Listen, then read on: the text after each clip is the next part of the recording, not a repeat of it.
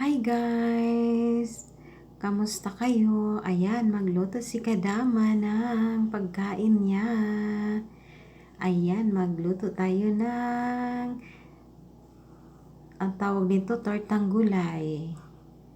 Tortang gulay, may sibuyas, bawang, ginger, cabbage, tsaka lettuce at tsaka carrots. May isang itlog mga guys. Ayan, i-mix natin yan siya lahat.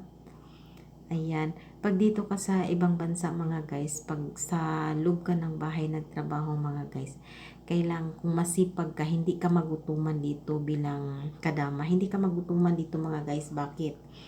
Dito, ang bahay nila, ang rep nila, puno yan ng mga gulay. Kung hindi ka marunong magluto, gutom ka.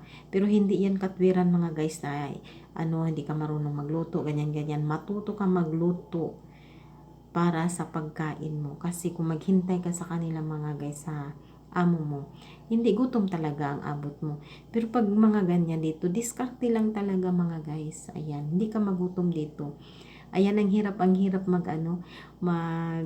magkuha ng video, yung isang kamay mo nagtrabaho, isang kamay nakahawak sa sa cellphone para makakuha lang ng video mga guys. Ayan, magawa ako ng torta mga guys.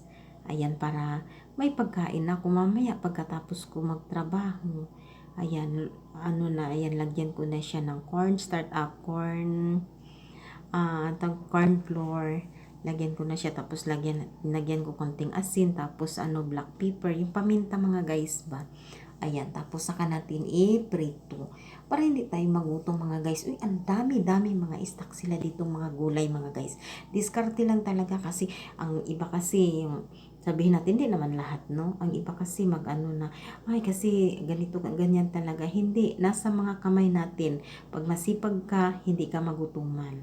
Kasi ang dami nilang stock na gulay mga guys. Ayan, luto na siya. Mamaya na ako kakain mga guys pagkatapos ko magtrabaho. Thanks for watching. Thank you so much. Please support my video. Bye-bye.